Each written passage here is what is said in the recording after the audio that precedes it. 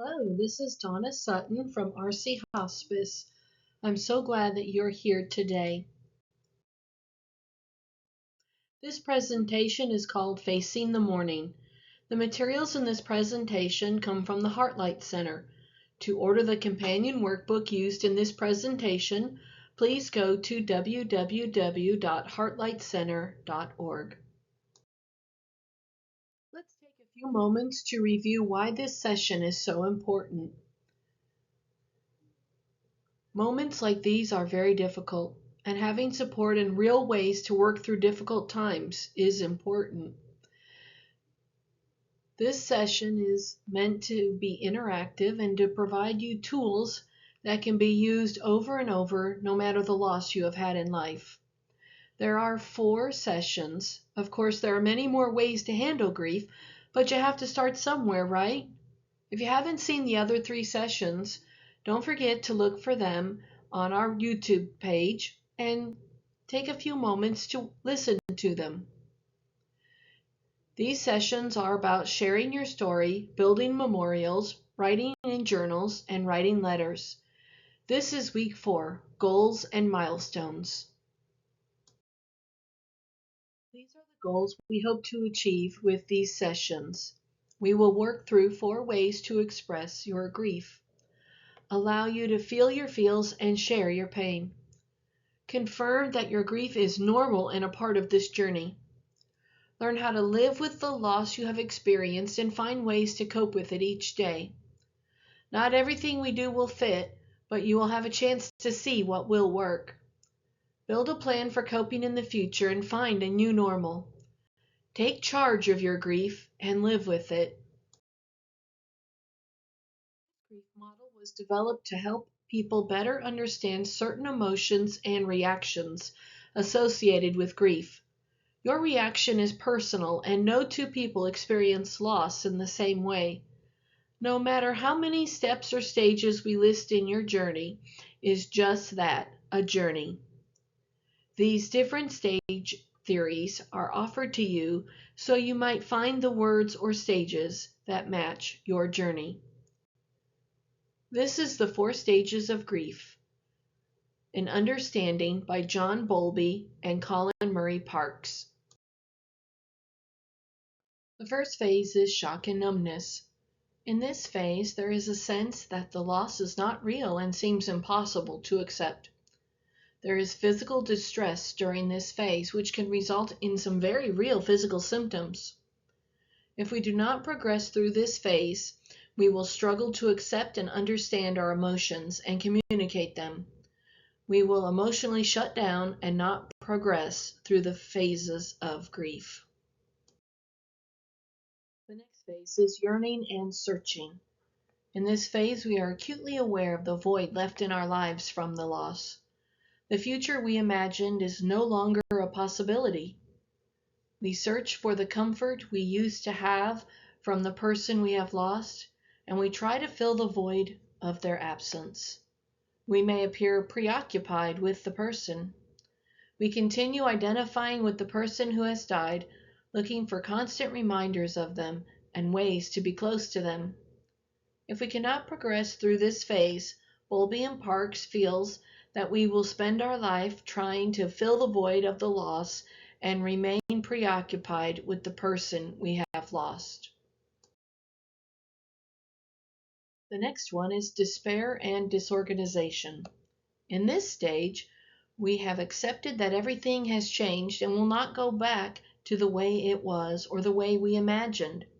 There is a hopelessness and despair that comes with this, as well as anger and questioning. Life feels as though it will never improve or make sense again without the presence of the person who died. We may withdraw from others. Bowlby and Parks suggest that if we do not progress through this phase, we will continue to be consumed by anger, depression, and that our attitude toward life will remain negative and hopeless. And finally, reorganization and recovery. In this phase, your faith in life starts to be restored. You establish new goals and patterns of day-to-day life. Slowly you start to rebuild, and you come to realize that your life can still be positive even after the loss. Your trust is slowly restored. In this phase, your grief does not go away, nor is it fully resolved. But for Bowlby, the loss recedes and shifts to a hidden section of the brain where it continues to influence us, but is not at the forefront of our mind. So let's start talking about what it means to set goals and milestones for ourselves in our time of grief. We do this all the time. We set resolutions or goals in the new year or when we are working on accomplishing something. Goals can also be set when grieving. Goals with milestone mean that every year, regardless of our grieving, we set goals for ourselves, which can be very overwhelming as achieving them often becomes stressful. When defining goals with milestones, the goals are broken down into smaller, achievable pieces, reducing the overwhelming feeling of not being able to accomplish the entire goal and allowing us to feel success along the way. It's kind of like building a brick wall. Every brick is a success until our wall is built. Again, let us define what a goal and a milestone mean so we begin on the same page. A goal is the result or achievement toward which effort is directed, and a milestone is a significant event. Just so we're clear, let us be reminded of how a milestone relates to a goal. A milestone is a measurable piece of the goal, just one section of it. It's a tool to keep interest and momentum going towards that goal we're trying to achieve. It allows us a sense of accomplishment along the way. It's a list of needed tasks that need to be completed so that our goal can be reached. And they are small things that are definitely attainable. Goals are a lot of work, but this is why we should set goals.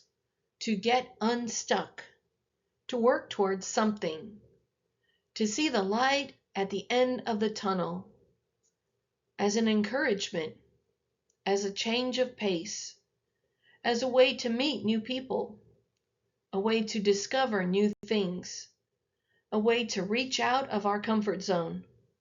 It's a way that we can be challenged. You might be thinking, I have no idea what goal to set. So let's look at a list of possible goals, and maybe they will spark ideas for you so you'll be able to set your own goals. Here's a few examples. Take care of yourself. That can include eating right, exercise, hygiene, sleeping through the night, wearing makeup again, or buying a new outfit.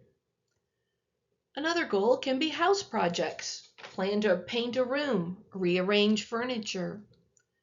Relationships. Maybe rekindling a friendship, seeing your in-laws, neighbors, or begin dating again. Children. Activities, volunteering at school, improving relationships with. This is good for children of all ages.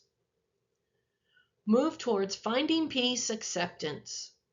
This could be cleaning out a closet of your loved one's old clothes, changing a name on personal accounts, take a vacation, get out of the house more. Another goal can be emotional goals, such as building a memorial, keeping a journal, or writing letters. New adventures is a great goal. Plan a vacation, ride in a hot air balloon, attend the opera or play you always wanted to see, meet new people, sign up for an athletic event. Pamper goals. Oh, these are so very important. Go get dressed in a new outfit. Cook a recipe you've always wanted to have. Start an afternoon movie club. Take a class and meet some new friends. There's also some really great spontaneous goals, like travel, or going just for a drive, or calling a friend you haven't seen in a while and going out for a meal, or cooking something new. You may be thinking, so I have a goal. How do you now set those milestones?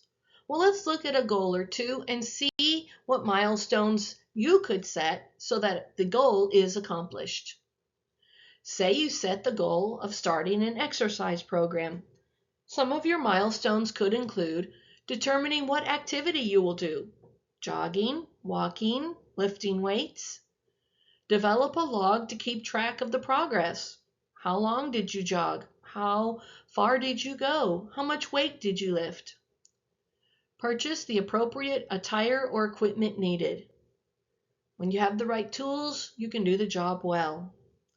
Schedule the exercise program into your day. If you don't schedule it in, it's likely something you won't accomplish. Find a family or friend to do it with you for motivation and encouragement. Start the program and keep logging your activity. Perhaps you set the goal of planting a vegetable garden. The way to do that is research what grows in your climate. Find a location for the garden in your yard. Prepare the garden bed for the new plants. Go purchase the plants or purchase the seeds so you can start the plants growing. Plant the garden. Water and care for the garden. Don't forget fertilizing and weeds. Enjoy the vegetables that you have grown by cooking for your friends. I got you started, but here are some other ways that you can think about what goals or milestones that you would like to start. Maybe you would like to clean out and organize drawers and closets. Maybe a good goal for you is to clean out accumulated paper from your desk. How about learning about your city or state and leading a tour? You can start a book club, a movie club, anything that will get people together and provide support.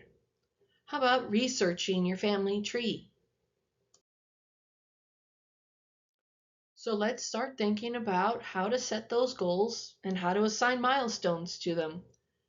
Let's spend time brainstorming different aspects of your current life situation since your loss, and define areas that you would like to spend more time working on as a goal. You can list one goal here, or maybe you can make a list of 5. It's just a place to get started of things you would like to work on. Once you have completed your list, share it with your family and friends for their input if you want to. The goals should be attainable, and their feedback would allow you to determine if the goal is really feasible or not. Once you get those goals in place, it would make sense to go ahead and prioritize those goals. Put them in order of the way you think they should be accomplished, or of the way that you think it would be important for you to work on them. For each goal you have selected, use the worksheet and begin breaking down the goal into achievable pieces, small enough to feel the accomplishment of each milestone. Visit the examples for ideas of how to define milestones. And here's just an example that you could use. List the goal that you would like to work on and list 5 or 10 milestones that you would like to work on to achieve it. You can write out one or you can write out multiple at the same time and work on several goals at the same time. A few of your goals may even share milestones, and that's okay. After defining a few goals with milestones, choose one to start with and work through each milestone, celebrating the accomplishments you achieve along the way. And don't worry, if you have a list of 5 milestones, you can work them in any order that makes sense to you, just as long as you reach your goal. Here's a reminder of a few very important things. Everyone's grief process is different. There is no right or wrong time frame to experience grief. Grief is a process. It is not a race, but self-paced. Be patient and compassionate with yourself. And always remember, you are not alone. You can always call a family member or a friend or receive counseling or join a grief group for help. And just like our other sessions, it's time to start. If this is something that you would like to do, go ahead and get started. This is a great time to start working on your grief and start putting together some goals and milestones. Do you need help? I have a list of goals, but you don't know how to figure out what milestones to set in place? Here's my contact information if I can help you out. Now here's some things to keep in mind. If you did watch all 4 sessions, know that not all 4 of these things need to be completed. You're certainly welcome to build a memorial and write in a journal and write letters and put together goals. But maybe only one of these things will work for you, or maybe you want to do them one at a time. Whatever you choose is perfectly okay, but try to stick with one and finish it so there is a sense of accomplishment and you have an opportunity to know you're moving through your grief. Continue to share with others as it helps to open your heart and reduce pain. Keep the momentum flowing by attending groups, speaking with others, reading, working on the projects, whatever you need to do, but keep the momentum flowing and working on your grief. Don't expect to feel better now.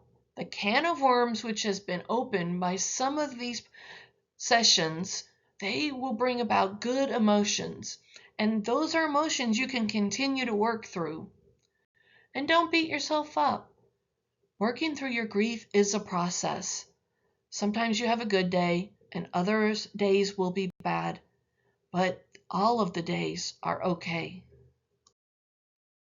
Suffering the loss of someone close to you is a very emotional and private experience, and these sessions are designed to provide thought-provoking ideas and to help you through your grief journey. In order to support you and others, we would appreciate if you would take a few moments to put together some feedback and let us know how you liked these sessions. Your thoughts can be sent to bereavement@arcyhc.com, and I would really appreciate hearing your feedback. Let me know things like, did the program meet your expectations? Was the program helpful? If so, why? Did you find the tools helpful to further work through your grief? What part of the program was most helpful? What would you like to see added or changed about the program? Would you recommend others to participate, to watch and listen? Do you have any other suggestions? We really thank you for being here and being a part of these 4 sessions, and we look forward to hearing your feedback. Here's a list of the resources used in this presentation.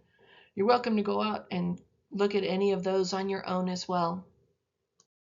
Thank you so much for being here in this session and in all of the sessions. If you need any help getting started or needing some resources, reach out to me. And here is my email, and I'd be so very happy to help you out. I hope that you have a good day, and may your grief journey bring you to a place where you feel peace. Thank you.